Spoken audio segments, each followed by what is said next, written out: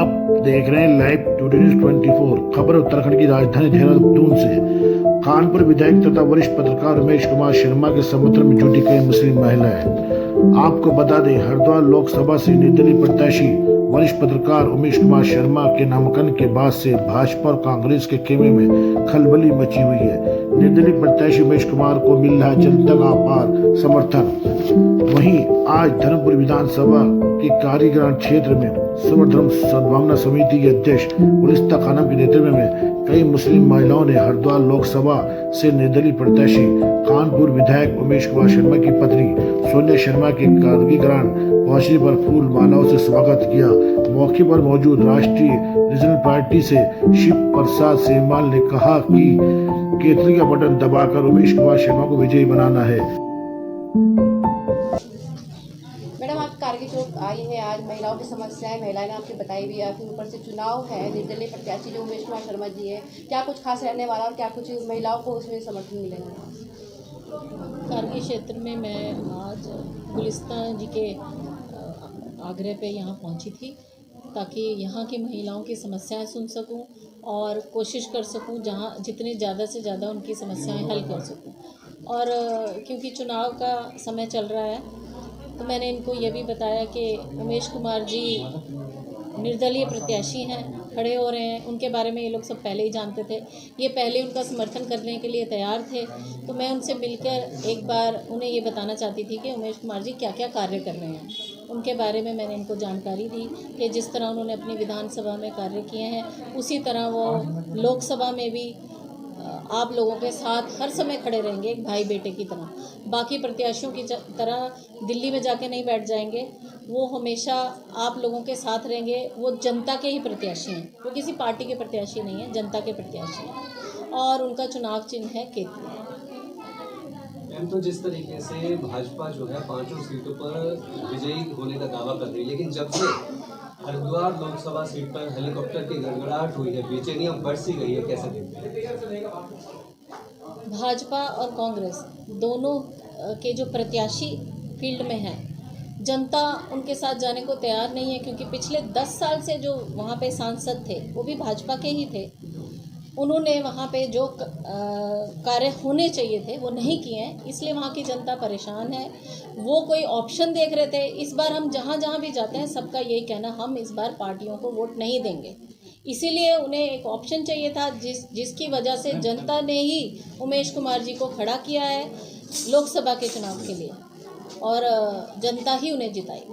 सोनिया में जिस तरह से देखा गया था कि जिस तरह से उमेश कुमार जी पत्रकार थे तो तिरंदाजी रावत को पटका पड़ा था, और दूसरी बार निर्दलीय प्रत्याशी को झटका देने की पूरी संभावना है कि बिल्कुल। पहले त्रिवेंद्र रावत जी की जब सरकार थी, जब वो यहाँ से मुख्यमंत्री थे, उस समय भी उमेश कुमार जी ने उनका भ्रष्टाचार उजागर किया था, जनता तक लाया था।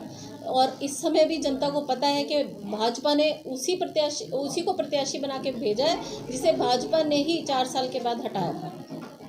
4 साल के बाद आरोपों के रहते उन्हें हटाया गया था। तो क्या जनता को जनता सब जानती है कि वो अपने परिवार को ही आगे लेके चल रहे हैं उनके सामने, और अपने का वोट दिलाने, टिकट दिलाने की कोशिश में लगे रहते हैं।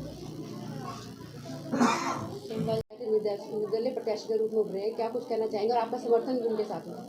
बिल्कुल, हम लोगों ने इसीलिए समर्थन दिया है कि लगातार आप देख रहे हैं कि जिस तरीके से उमेश कुमार लगातार भ्रष्टाचार के खिलाफ मुखर है, और निर्दलीय प्रत्याशी के तौर पे उन्होंने कानपुर में विधानसभा का चुनाव जीता, और वहाँ पे जो जनता जो है जिस तरीके से वहाँ के जो तत्कालीन विधायक हैं उनसे आजी जा चुकी थी, परेशान आ चुकी थी। उसके बाद उन्होंने जिस तरीके से कानपुर की जनता को एक राहत दिलाई है, लगातार वहाँ पे जनहित के कार्य किए जा रहे हैं।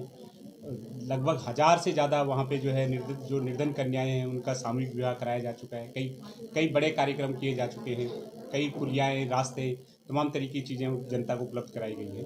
तो आप ये समझ लीजिए कि हम लोगों ने इसीलिए उमेश कुमार को समर्थन दिया है कि अगर एक विधायक, एक पत्रकार जनता के प्रति इस तरीके से एक विधानसभा में सक्रिय होकर के काम कर सकता है, तो फिर एक पूरी जो हरिद्वार लोकसभा की जनता को भी एक मौका है, जो 20-22 विधानसभाओं की जो जनता है, धर्मपुर विधानसभा भी उसमें एक है, तो पूरी जनता के सामने एक मौका है कि लोकसभा में भी ऐसे प्रतिनिधि को भेजा जाए जो प्रतिनिधि दिल्ली जाके ना बैठे, बल्कि जनता के बीच में लगातार सक्रिय रहे, जनता के काम करे। और हम लोगों ने भी इसीलिए उमेश कुमार जी को समर्थन दिया। और हम लोग पूरी जनता से आपके सम्मानित चैनल के माध्यम से ये अपील करना चाहते हैं कि इस बार निर्दलीय प्रत्याशी उमेश कुमार जी को उनके जो चुनाव चिन्ह है केतली पर चुनाव चिन्ह पर मुहर लगा करके आप भारी मतों से उन्हें विजयी बनाएं, ताकि आपके साथ एक ऐसा जनप्रतिनिधि रहे जो किसी से डरता नहीं, जो आपके साथ हरदम खड़ा रहता हो और जिसके साथ आप अपने आप को सुरक्षित महसूस कर सके आपके हर काम। सिमवाल जी, जिस तरीके से पूरी 5 लोकसभा सीटों में सब 2 लोकसभा सीट जो है टिहरी और हरिद्वार और सीट बन चुकी है, तो कहीं ना कहीं जनता का जिस तरीके से रुख है, जनता जिस तरीके से पीड़ित थी, तो बराबरी की टक्कर अब देख रही है निर्दलीय प्रत्याशी बनाम भाजपा। बिल्कुल भाई, टिहरी में भी ऐसे ही है, भारतीय जनता पार्टी का प्रत्याशी बनाम बॉबी कुमार। सेम चीज़ हरिद्वार लोकसभा पे है कि भारतीय जनता पार्टी का प्रत्याशी बनाम उमेश कुमार। तो जनता में पहली बार इस तरीके का माहौल, इस तरीके का रुझान देखने को मिल रहा है।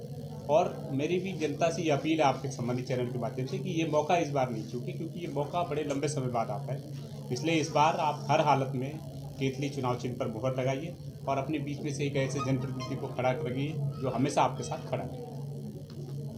रहती है। दूसरी तरफ जो हरिद्वार लोकसभा सीट के प्रत्याशी हैं उमेश कुमार जी, वो भी समाज के लिए खड़े रहे, तो ये जो समर्थन है, क्या ये समर्थन जीत में बदलता दिख रहा है? बिल्कुल सर, आप देख सकते हो, एक तो रमज़ान का महीना है और रमज़ान का इतना नाजुक टाइम है ये 3 से 5 का, और हमारी सभी बहनें यहाँ पर रोज़े से खड़ी हुई हैं उमेश शर्मा जी के लिए, क्योंकि वे ये चाहती हैं एक नई सोच के साथ में एक नया यंग नेता जो हमारे उमेश शर्मा जी हैं वो आए और हमारी समस्याओं को, और हमारी संस्था के माध्यम से हमने जो ये समर्थन दिया है मैडम को भी और उमेश शर्मा जी को भी, उनकी जीत ज़्यादा से ज़्यादा धर्मपुर से जाए।